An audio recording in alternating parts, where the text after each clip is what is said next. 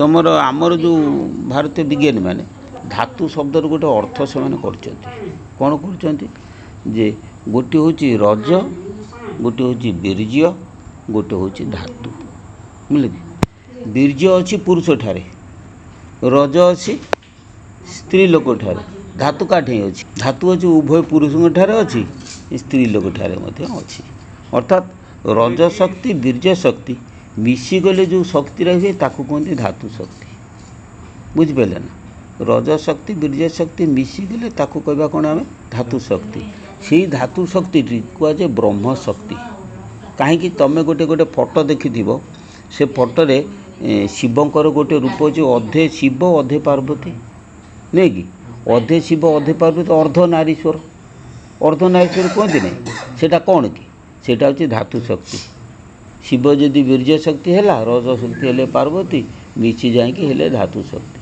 अर्थात ब्रह्म शक्तिटा न पुरुष न स्त्री ब्रह्म जहाँ को कहते जो शब्दटा से पुरुष नुहे कि स्त्री नुहे से कौन धातु शक्ति है कि से ब्रह्म शक्तिटा जिते नाभि चक्र तुम प्रकाश पाए ता ना है धातु शक्ति बा ताको पुराण ता ना कहते ब्रह्मा बुझे कि ब्रह्मा सृष्टिकर्ता धातु शक्ति से सब जीव सृष्टि होगा कि नाभि चक्र आधार चक्र को गले रज शक्ति लिंग चक्र को गले बीर्य शक्ति है कि आउ नाभि चक्र रहिले धातु शक्ति कौन बुझिपारे कि आउ हृदय चक्र रहिले प्राण शक्ति कंठ चक्र रहिले मानस शक्ति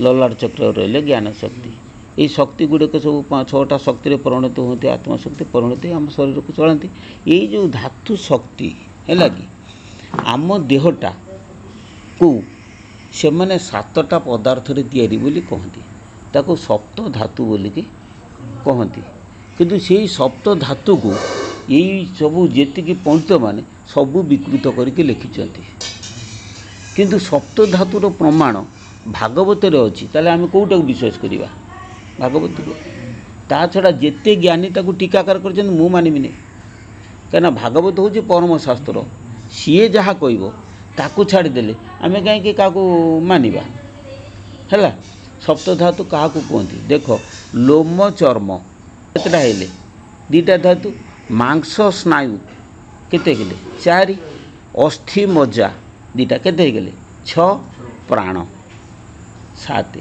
यही 7टा को सप्त धातु बोलिक कहती यही सप्त धातु द्वारा आम शरीर निर्माण कराई देखुना लोम अच्छी चर्म अच्छी मांस अच्छी देह भितर स्नायु प्रभाव होची स्नायु अच्छी अच्छा हाड़ भी अच्छी हाड़ भितर मजा अच्छी आउ पवन अच्छी पवन द्वारा आम बचिक रही ये 7टा तो मुख्य धातु है आपको सप्त धातु बोलिक कहती किंतु से जो नाभि स्थित जो धातु शक्ति ये 7 प्रकार पदार्थ को अवलंबन करी 7 भागरे विभक्त हुए बुझीपार कि जेमिति क्षीर दिहरे तुम खटा पकई दियो तेणु खटा को आश्रय करी क्षीरटा कौन ना दही रे परिणत होगा तेणु तार रूपटा बदलीगला ठीक सेमती ये जो नाभि स्थित धातु शक्ति ये 7टा पदार्थ मिसिले तार रूपटा है 7 प्रकार हो जाए है कि किमिति रूप हुए मुझे से बुझे तुम्हें बुझ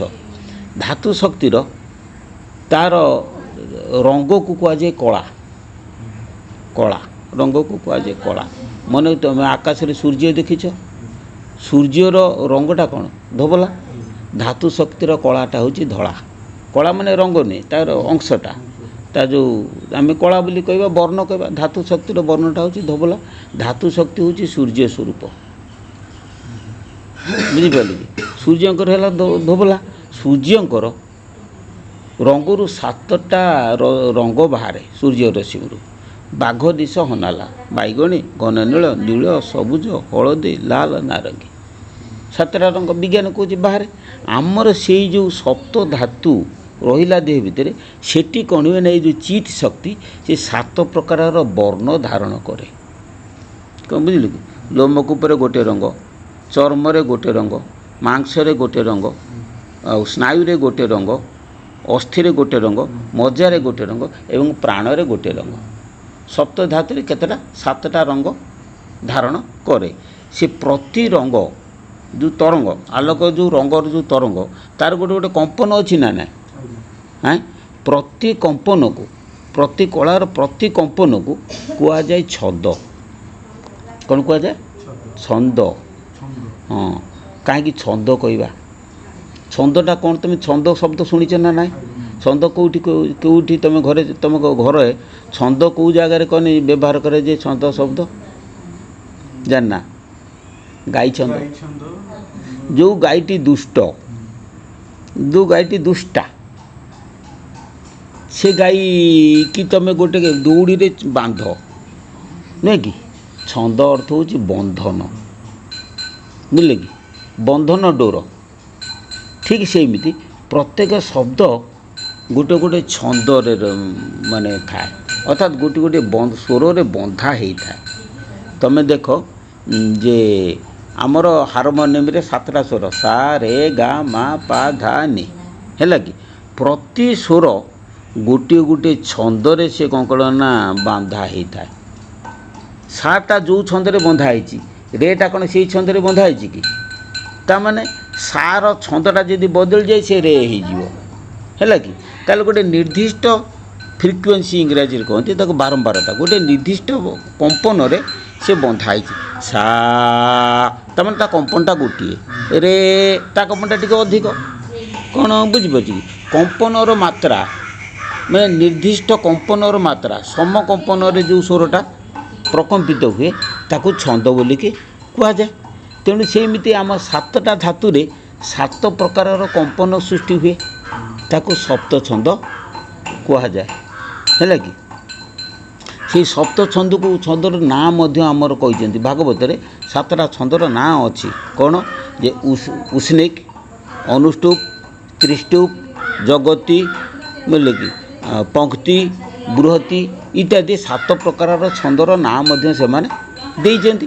ଏ 7ଟା ଛନ୍ଦରୁ, ହେଲା କି, 7ଟା ସ୍ୱର ସୃଷ୍ଟି। 7ଟା ଛନ୍ଦରୁ 7ଟା ସ୍ୱର ସୃଷ୍ଟି। ସା ରେ ଗା ମା ପା ଧା ନି, 7ଟା ସ୍ୱର 7ଟା ଛନ୍ଦରୁ ସୃଷ୍ଟି, ହେଲା କି?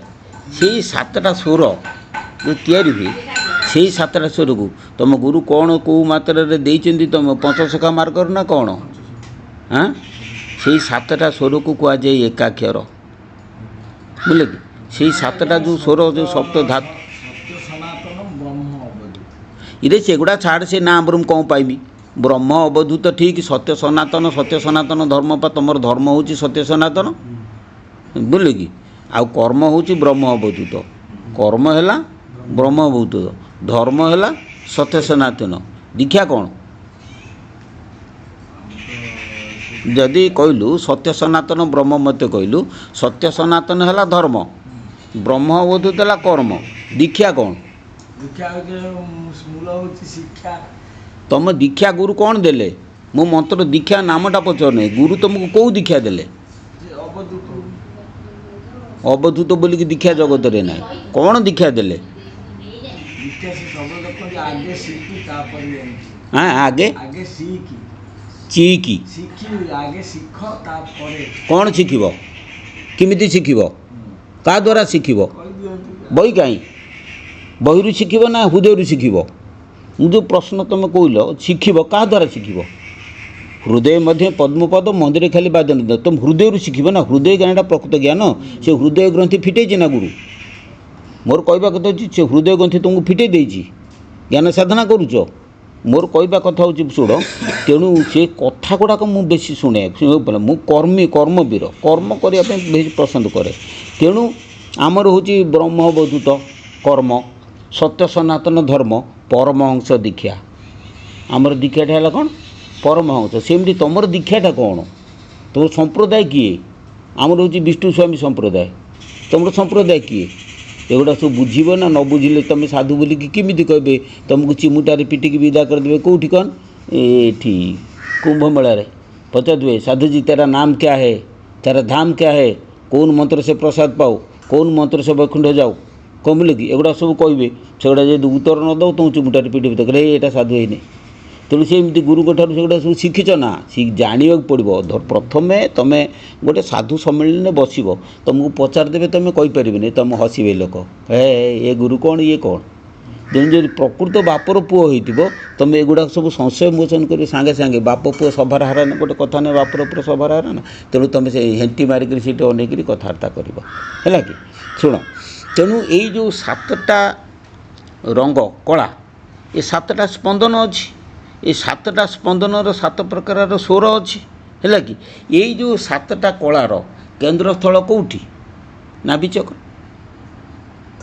नाभिचक्र आसला ये सातटा धातु ये सब मिसिला तेणु नाभिचक्र से जो स्पंदन सृष्टि होची नाभिचक्र जो सातटी कला नाभिचक्र जात होची सेही सप्तकलार समाहार को कहुए ब्रह्म एकाक्षर कहीं ब्रह्मांगठार सृष्टि होती ब्रह्मठार नाभिचक्र से जात होथिबारु ताकू कहुए कौन ब्रह्म एकाक्षर है से ब्रह्म एकाक्षर नाभिचक्र जो सृष्टि होची है कि नाभिचक्र होची समस्तंकर मूल कारण कौन नाभिचक्र कहीं मूल कहीपर ना नाभिचक्र होची तुमर गोटे मुख है तमें तुम मुखरे जो खाद्य खाऊच फल फुलुरी भात डाली तरकारी सब खाऊच ना मुखरे किंतु से भली नाभि द्वार तो मुखरे तुम माँ गर्भरे खाऊल है कि किमिति खाऊल तार कारणटा कौन ना तुम माँ गर्भरे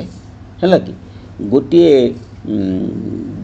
गोटे पदार्थ अच्छी ताकू कहते गर्भफुल ओडिया रे फूल पड़े बोली कहते स्त्री लोक गर्भफुल तार ना हूँ इंग्राजी प्लासेंटा प्लासेंटा माने से गोटे छणा जंत्र माँ जो खाद्य खाइब से रस गुड़िक से जगार आसिक सब छांकी होगी रक्तरे परिणत हो परिणत होगी तादर गोटे नाड़ तादर नागी नाइकी ता ना नाभि नाड़ से रक्तटा नाभि नाड़ प्रवाहित होगी नाभि पाखक आसे आसी सारा पर नाभि ठारू कौन हुए ना आउ सब अच्छी शिरा अच्छी रक्तवाही शिरा अच्छी से शिराटा कौटिक अच्छी ना तुम शरीर सर्वांग हार्ट किडनी लिवर शरीर सर्वांग को से शिराटा जाइए से शिरारे से रक्तटा कौन हुए आसे ताको आम्बलिका भेन बोली कहती ताको नाभि शिरा बोली ओडिया कहती से शिरा द्वारा रक्त प्रवाहित होगी शरीर में शिशुटी बढ़े सेठी आउ खाद्य न था पाकस्थल तो न थे खाइब कौन मार रक्तरे सी बढ़े शिशुटी बढ़े जिते पिलाटी खसी पड़े भूमि को से नाड़टारे रक्त प्रवाह बंद हो जाए बंद हो जाए कौन पार्टी निश्वास नाकरे निश्वास चले जो नाकरे निश्वास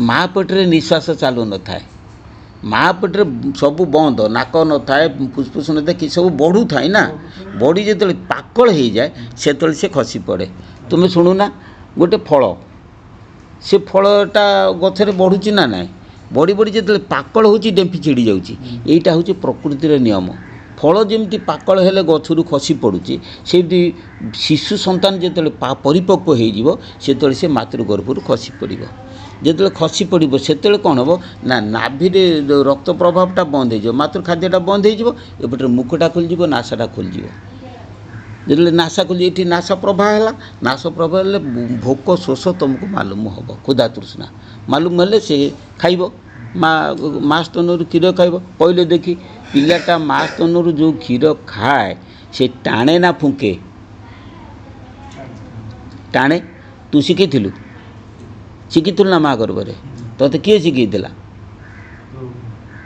देख परीक्षा करके देख एटा सत कथा तो अनुभव कर मु विश्वम्बर बाबा तुमको अनुभव करदेव पिलाटा माँ स्तन क्षीरटा से टाणे ये टाणीबा क्रियाटा तो शिखेला किए ना ये टाणीबा क्रियाटा नाभिचक्र सृष्टि हुए जिते माँ गर्भरे नाभिचक्र जो नाभि नाड़ जो परिपक्व हुए माँ गर्भर जो 7 मासरे से रस शोषण करे से कौन ना से गोटे शोषण शक्ति जात हुए कौटी नाभि ठारे गोटे शोषण शक्ति से शक्ति द्वारा से रस को टाणु था कौन बुझिपारे कि किंतु जिते भूमिष्ठ हुए सी जो नाड़टा तार से कटि जाए कटअप हो जाए से मार्गटा से शोषण शक्तिटा सी कौन करे ना मुखरे सृष्टि हुए ହେଲେ କି ସିଏ ଟାଣିବା ପାଇଁ ଚେଷ୍ଟା କରେ, ଜିହ୍ୱାରେ ସୃଷ୍ଟି ହୁଏ ସେ ଶକ୍ତିଟା।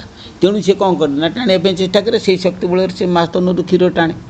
କ'ଣ ବୁଝିପାରିଲେ କି? ଏଗୁଡ଼ା ସବୁ ଜ୍ଞାନ କରିବା ଦରକାର ଶିଶୁଙ୍କର ଜ୍ଞାନ। ତେଣୁ ଏଇ ଶୋଷଣ ଶକ୍ତିଟା ଜାତ ହେବାରୁ ସିଏ କ'ଣ କରେ ନା ଟାଣେ। ଆଚ୍ଛା, ନାଭି ଚକ୍ରରେ କ'ଣ ହୁଏ ନା ଏଇ ଯେଉଁ 7ଟା ଧାତୁର ସମାହାରରେ ସିଏ ଥାଏ। ମୁଁ କହିଛି ମୂଳରୁ ଯେ ନାଭିରେ ଥାଏ ଧାତୁ ଅର୍ଥାତ୍ ରଜ ଶକ୍ତି ବୀର୍ଯ୍ୟ ଶକ୍ତିର ମିଶ୍ରଣ। ହେଲା କି ରଜ ଅର୍ଥ ରଜ ନୁହେଁ କି ବୀର୍ଯ୍ୟ ଅର୍ଥ ବୀର୍ଯ୍ୟ ନୁହେଁ। ଆମ ଯେଉଁ ଶରୀରରେ ଅଛି ନା ସିଏ ଗୋଟେ ଶକ୍ତି, ଚେତନାତ୍ମକ ଶକ୍ତି ହେଲା। ତେଣୁ ରଜ ଶକ୍ତି ରହିଲା କେଉଁଠିରେ?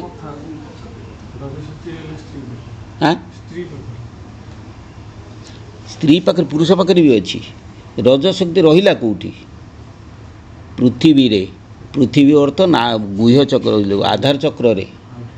ଆଧାର ପୃଥିବୀ କି କୁହନ୍ତି ରଜ ଅବତୀ। କାହିଁକି ନା ତୁମେ ଯେଉଁ 3 ଦିନିଆ ରଜ ପାଳନ କରୁଛ ପୃଥିବୀରେ ପାଳନ କରୁଛ ନା ନାହିଁ, ତା ଅର୍ଥ ପୃଥିବୀରେ ରହିଲା ରଜ ଶକ୍ତି ହେଲା କି। ସେଇଟା ହେଉଛି ଗୁହ୍ୟ ଚକ୍ର। ଗୁହ୍ୟ ଚକ୍ରରେ ରହିଲା ରଜ ଶକ୍ତି, ଲିଙ୍ଗ ଚକ୍ରରେ ରହିଲା ବୀର୍ଯ୍ୟ ଶକ୍ତି ହେଲା। ସେ ସ୍ତ୍ରୀ ହେଉ ପୁରୁଷ ହେଉ ସମସ୍ତଙ୍କର ରହିଲା। କିନ୍ତୁ ସ୍ତ୍ରୀ ଲୋକର ରଜ ଶକ୍ତିଟା ପ୍ରବଳ, ଆଉ ପୁରୁଷ ଲୋକର ବୀର୍ଯ୍ୟ ଶକ୍ତିଟା ପ୍ରବଳ। କିନ୍ତୁ ସେଗୁଡ଼ାକର ସ୍ଥାନ ହେଉଛି ଆଧାର ଚକ୍ରରେ ରହିଲା ରଜ ଶକ୍ତି, ଲିଙ୍ଗ ଚକ୍ରରେ ରହିଲା ବୀର୍ଯ୍ୟ ଶକ୍ତି, ଆଉ ନାଭିରେ ରହିଲା ଧାତୁ ଶକ୍ତି। ତୋ ନାଭି ହେଉ, ପୁରୁଷ ନାଭି ହେଉ, ସ୍ତ୍ରୀ ନାଭି ହେଉ, ସମସ୍ତଙ୍କ ନାଭିରେ ସେ ଧାତୁ ଶକ୍ତି ରହିଛି। ରଜ ଶକ୍ତି ଆଉ ବୀର୍ଯ୍ୟ ଶକ୍ତି ମିଶିକି ଧାତୁ ଶକ୍ତି ରହିଛି। ଯେତେବେଳେ ଶ୍ରୀ ଶ୍ରୀ ଅଚ୍ୟୁତାନନ୍ଦଙ୍କର ବ୍ରହ୍ମଶାଙ୍କୁଳି ବହି ନାମକ ଖଣ୍ଡିଏ ବହି ମୁଁ ପଢ଼ିଲି, ପଢ଼ିଲା ପରେ ଗୋଟିଏ ପଦ, ଯେଉଁ ଗୋଟେ ପଦ ମୋର ସମ୍ପୂର୍ଣ୍ଣ ମଲା ପର୍ଯ୍ୟନ୍ତ ମନେ ରହିଯାଏ। ହକାର ଟି ରଜ, ରକାର ଟି ବୀର୍ଯ୍ୟ, ପୃଥିବୀକୁ ଛାଡ଼ି ବସ, ଦେହ ଭିତରେ ତ ସର୍ବ ସମ୍ପାଦିଛି, ଶୂନ୍ୟରେ ଶୂନ୍ୟ ପୁରୁଷ। ତେଣୁ ରଜ ଶକ୍ତି ହକାର, ବୀର୍ଯ୍ୟ ଶକ୍ତି ରକାର, ଏ ଦୁଇଟା ମିଶି ଯାଇକିରି କ'ଣ ହୁଏ ନା ଧାତୁ ଶକ୍ତି ହେଇଯାଏ ରକାର। ଧାତୁ ଶକ୍ତିରେ ହେଲା କ'ଣ ରକାର। ଆଉ ଅଧିକ କଥା ଗୁଡ଼ାକ କହିହେବନି। ଏଇ ଯେଉଁ ଶକ୍ତି, ଏଇ ଯେଉଁ ଧାତୁ ଶକ୍ତି କ'ଣ ହୁଏ ନା 7ଟା କଳାରେ ପରିଣତ ହେଇକି ସପ୍ତ ଧାତୁରେ 7ଟା କଳା ଏବଂ ତା'ର ସ୍ପନ୍ଦନ ସ୍ପନ୍ଦିତ ହୁଏ। ହେଇସାରିଲା ପରେ ଏଇ ଯେଉଁ ଚେତନ ଶକ୍ତିଟା 7ଟା କଳାରେ ପରିଣତ ହେଇକି ଆମ ଶରୀରକୁ ସ୍ପନ୍ଦନ କରେ। ସେଥିପାଇଁ ଆମ ଶରୀରଟା ଜୀବନ୍ତ ହେଇକି ରହେ। ବୁଝିପାରିଲେ ନା? ଶରୀରଟା ଜୀବନ୍ତ ହେଇକି ରହେ ଏବଂ ଏଇ ଯେଉଁ ଚେତନ ଶକ୍ତି ଆମ ଶରୀରର ଆକୃତି ଧାରଣ କରେ। ତୁମେ ଗୋଟେ ଲୁହା କଣ୍ଢେରେ ଇଲେକ୍ଟ୍ରିକ୍ କରେଣ୍ଟ ଦେଇଦେବ, କରେଣ୍ଟଟା କଣ୍ଢେର ଆକୃତି ଧାରଣ କରିବ ନା ନାହିଁ? କରେଣ୍ଟ ଯେମିତିକା, ଲୁହା କଣ୍ଢେଇଟା ଯେମିତିକା କରେଣ୍ଟଟା ସେଇଆ ହେବ। ଆଚ୍ଛା, ଗୋଟେ କଳସୀରେ ତୁମେ ପାଣି ପୁରେଇ ଦିଅ, କଳସୀଟା ଯେମିତିକା ସେଇ ଆକୃତି ଧାରଣ କରିବ ନା ନାହିଁ? ଠିକ୍ ସେଇଭଳି ଏଇ ଯେଉଁ ଚେତନ ଶକ୍ତି ସପ୍ତ ଧାତୁରେ ବିକଶିତ ହୁଏ, ସିଏ କ'ଣ ହୁଏ ନା ଶରୀରର ଯେଉଁ ଆକୃତି ସେ ସେଇ ଆକୃତି ଧାରଣ କରେ। ବୁଝିପାରିଲେ କି? ଧାରଣ କରିକି ସେଇ ଶରୀରର ଯେଉଁ ଟୋଟାଲ ଶରୀରର ଆକୃତିର ଗୋଟେ ଛାୟା ବା ଗୋଟେ ପ୍ରତିବିମ୍ବ ସେ ପ୍ରତ୍ୟେକଙ୍କ ଭ୍ରୁ ମଧ୍ୟ କେନ୍ଦ୍ରରେ ସୃଷ୍ଟି ହୁଏ। ହେଲେ ତାମାନେ ତମର ସ୍ୱରୂପ ଯେମିତିକା ଭ୍ରୁ ମଧ୍ୟ କେନ୍ଦ୍ରରେ ସେଇଭଳି ପ୍ରକାରର ସ୍ୱରୂପ। ତୁମେ ଯଦି ମଣିଷ ହେଇଥିବ, ତୁମ ଭ୍ରୁଦେହ ମନ୍ଦିର କେନ୍ଦ୍ରରେ ଗୋଟେ ମଣିଷର ପ୍ରତିଛବି ଥିବ। ତୁମେ ଯଦି କୁକୁର ହେଇଥିବ, ତା ତ୍ରିକୁଟରେ କୁକୁରର ପ୍ରତିଛବି ଥିବ। ତେଣୁ ପ୍ରାଣୀଟା ଯେଉଁ ଆକୃତିରେ ହେଇଥିବ ସେଇ ଆକୃତିର ଗୋଟେ ଛବି ତା ତ୍ରିକୁଟରେ ବା ଭ୍ରୁ ମଧ୍ୟ କେନ୍ଦ୍ରରେ ସେ ରହିଥାଏ, ଗୁପ୍ତ ଭାବରେ ରହିଥାଏ। ତାରି ନାମ ହେଉଛି ବିରାଟ ପୁରୁଷ। ବୁଝିପାରିଲେ ନା? ବିରାଟ ପୁରୁଷ କିଏ ସେ ତୁମେ ଏଠୁ ଚିହ୍ନ, ମୁଁ ଗ୍ୟାରେଣ୍ଟି ଦେଇ କହିବି। ଓଡ଼ିଶାରେ ବୁଲି ଆସ, ବିରାଟ ପୁରୁଷର ସନ୍ଧାନ କୌଣସି ସାଧୁ ଏପର୍ଯ୍ୟନ୍ତ ତୁମକୁ ଦେଇପାରିବେନି, କାରଣ ଅନୁଭବ ନାହିଁ ନା କାହା ପାଖରେ। ତେଣୁ ତ୍ରିକୁଟରେ ଯେଉଁ ପୁରୁଷ ରହିଛି ତାଙ୍କ ନାଁ ହେଉଛି ବିରାଟ ପୁରୁଷ। ଆମର ଟୀକାକାରମାନେ ଆମର ବେଦାନ୍ତ ଉପନିଷଦରେ ସେ ପୁରୁଷକୁ ନାଁ ଦେଇଛନ୍ତି ଅଙ୍ଗୁଷ୍ଠ ମାତ୍ର ପୁରୁଷମ ବା ସହସ୍ର ଶୀର୍ଷା ପୁରୁଷ ବୋଲିକି ତା'ର ନାଁ ଦିଆହେଇଛି। ବୁଝିଲେ କି? ସହସ୍ର ଶୀର୍ଷା 1000 ଶିର, 1000 ମସ୍ତକ, ହସ୍ତ ପଦ ମସ୍ତକ 1000, ବୁଝିଲେ କି? ତାକୁ ବିରାଟ ପୁରୁଷ ବୋଲିକି କହନ୍ତି। ତେଣୁ ସେଇ ବିରାଟ ପୁରୁଷ 1000 ମସ୍ତକ କାହିଁକି ହେଲା ନା ତମର ସହସ୍ରାର ଚକ୍ରରୁ 1000 ରଶ୍ମି ତାଠି ପ୍ରତିଫଳିତ ହେବାରୁ ସେ ହେଉଛି 1000 ମସ୍ତକ। ଏବଂ ସେଇ 1000 ମସ୍ତକ ବିଶିଷ୍ଟ ପୁରୁଷକୁ କୁରୁକ୍ଷେତ୍ର ପଡ଼ିଆରେ ଭଗବାନ ଶ୍ରୀକୃଷ୍ଣ ଅର୍ଜୁନକୁ ଦର୍ଶନ କରେଇଥିଲେ। ଯାହାକୁ ବିଶ୍ୱରୂପ ବୋଲିକି ଦର୍ଶନ ତୁମେ କହୁଛ, ସେ ସହସ ଶୀର୍ଷା ପୁରୁଷକୁ ସେ କ'ଣ କରୁଥିଲେ ନା କୁରୁକ୍ଷେତ୍ରରେ ଅର୍ଜୁନକୁ ସେ ଦର୍ଶନ କରିଥିଲେ, ଦେଖେଇଥିଲେ ହେଲା। ଆଉ ଯଦି ସଦ୍ଗୁରୁଙ୍କର ତାକତ ଥିବ ତୁମକୁ ସେ ବିରାଟ ପୁରୁଷଙ୍କୁ ତୁମକୁ ସେ ଦର୍ଶନ କରିବେ। ଗୁରୁ କରିଛନ୍ତି କି? ତେଣୁ ଗୁରୁ ତୁମକୁ ବିରାଟ ଦର୍ଶନ ଯେପର୍ଯ୍ୟନ୍ତ ନ କରେଇଛନ୍ତି ତୁମର ମୁକ୍ତି ନାହିଁ। ମୁକ୍ତି ପାଇବ କେମିତି?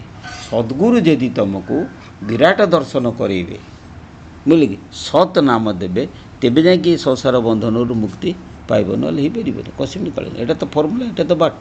ସେଇ ଯେଉଁ ବିରାଟ ପୁରୁଷକୁ ତୁମେ ଦର୍ଶନ କରିବ ସିଏ ହେଉଛି ସୂକ୍ଷ୍ମ ଶରୀର। ତୁମେ ଯେତେବେଳେ ମୃତ୍ୟୁ ଲାଭ କରିବ ଏଇ ସୂକ୍ଷ୍ମ ଶରୀରଟା ତୁମ ଶରୀର ଭିତରୁ ଯିବ। ଯେତେବେଳେ ଯିବ କ'ଣ ହେବ ନା ମମେବାଂଶ ଜୀବ ଲୋକେ ଜୀବଭୂତ ସନାତନ ମନ ଷଷ୍ଠାନେନ୍ଦ୍ରିୟାଣି ପ୍ରକୃତି ସ୍ଥାନି କର୍ଷତି। ମନ ସହିତ 6ଟା ଇନ୍ଦ୍ରିୟକୁ ସୂକ୍ଷ୍ମ ଶରୀର ସଙ୍ଗରେ ନେଇକରି ପଳାଏ। ଯେତେବେଳେ ମଣିଷ ଛାଡ଼ିବ ସେ ସୂକ୍ଷ୍ମ ଶରୀରକୁ ନେଇକି ଯିବ। ତାହେଲେ ବର୍ତ୍ତମାନ ମୁକ୍ତିର ମାର୍ଗଟା ଏଇଠି ଅଛି। କେଉଁଠି? ସୂକ୍ଷ୍ମ ଶରୀର ପାଖରେ ଅଛି। ତୁମେ ଯେତେବେଳେ ଶରୀରଟା ବାହାରିଯିବ ତୁମେ ପଳେଇବ। ତୁମେ ବର୍ତ୍ତମାନ ଆସ ତୁମ ଦେହ ଜ୍ଞାନଟାକୁ ଛାଡ଼ିକିରି ବୁଝିଲେ ସୂକ୍ଷ୍ମ ଜ୍ଞାନ କର, ସୂକ୍ଷ୍ମ ଶରୀରକୁ ଜ୍ଞାନ କର। ଦେଖିବି ଅଦେଖା ରୂପ ବାୟୁ ସୂତ୍ର ଧରି ଦୃଷ୍ଟି ଭାଙ୍ଗି ବାୟୁ ଟାଙ୍ଗି ଆଶ୍ରମେ ତୋ ହରି ଦେଇ ଅଜପାରେ ମନ ଦେହ ଜ୍ଞାନ ଶୂନ୍ୟ ଶୂନ୍ୟ ହେବ ଦର୍ଶନ। ଅର୍ଥାତ୍ ଅଦେଖା ରୂପ ହେଉଛି ସୂକ୍ଷ୍ମ ଶରୀର, ତାକୁ ଦେଖିବି। କେଉଁଠି ଦେଖିବି? ଅଦେଖା ରୂପ ବାୟୁ ସୂତ୍ର ପବନ ସୂତ୍ର ଧରିକି ମୁଁ ସେ ରୂପଟାକୁ ଦେଖିବି। କେଉଁଠି? ନା ଦୃଷ୍ଟି ଭାଙ୍ଗିକି ଦୃଷ୍ଟିକି ନିମ୍ନ ଦୃଷ୍ଟି କରି ନାସାଗ୍ରକୁ ଦୃଷ୍ଟି କରି ବାୟୁ ଟାଙ୍ଗିରେ ବାୟୁର ଟାଙ୍ଗି ହେଉଛି ତ୍ରିକୁଟ, ଯେଉଁ ଜାଗାରେ ପବନ ବାଙ୍କୁଛି ସେଇ ଆଶ୍ରମରେ ଅର୍ଥାତ୍ ତ୍ରିକୁଟରେ ମୁଁ ତ ସୂକ୍ଷ୍ମ ରୂପକୁ ଦେଖିବି। ଦେଇ ଅଜପାରେ ମନ ଦେହ ଜ୍ଞାନ ଶୂନ୍ୟ ଶୂନ୍ୟ। ଦେହ ଜ୍ଞାନ ଯେତେବେଳେ ଶୂନ୍ୟ ତାକୁ ଦେଖୁ ଯେତେବେଳେ ଦେହର ଜ୍ଞାନଟା ତୁମେ ଶୂନ୍ୟ ହେଇଯିବ ସେତେବେଳେ ଶୂନ୍ୟ ଦର୍ଶନ ହେବ, ତୁମର ସେତେବେଳେ ମୁକ୍ତି ଲାଭ କରିବ। କ'ଣ ବୁଝିପାରିଲେ? ଏଇଗୁଡ଼ାକ ସବୁ କର। ଯଦି ଗୁରୁ କରୁଛ ସେଗୁଡ଼ାକ ସବୁ କରିକି ତୁମେ କର।